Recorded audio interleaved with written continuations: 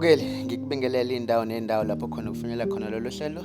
Igama lami ngingusithembiso, ngingwakandlozi. Kanti bese beziphilisa ngokuntshontsha ukuze belale bedlile abantwana abathathu abalaxazwa unina wabo. Laba bantwana abaphakathi kweminyaka eyi-17 kanye nesishiyagalombili kubikwa ukuthi njengamanje sebehlala nogogo wabo endaweni yasesiphosethe ejozini ekhaya labantombane. Umnumzane Sifiso Khumalo okungiyena obone usizo lwabantwana uthi isifiso sakhe ukuthi laba bantwana bathole ispontshi kanye nesicathulo.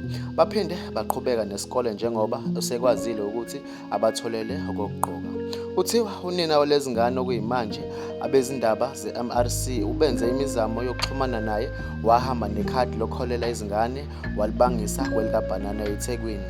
Okubikwa ukuthi obaholela isibonelelo sezingane bayivale imali yezingane ngemuva kokuthi ingane yentombazane eneminyaka engu-17 yabalela kwezenhlalakahle yayocela kuba livalwe ikhadi.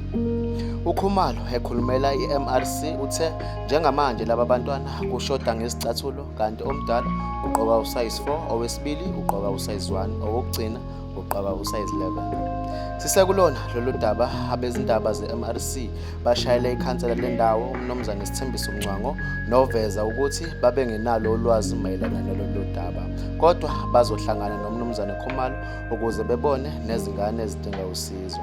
Mbukeli, uma ukhona unesifiso sokulekelela abantwana uyacela ukuba ushayele inamba yasemsakazweni u-033721172.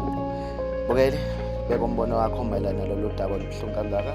Ngizokubona kwenye ividiyo elandelayo. Usale kahle.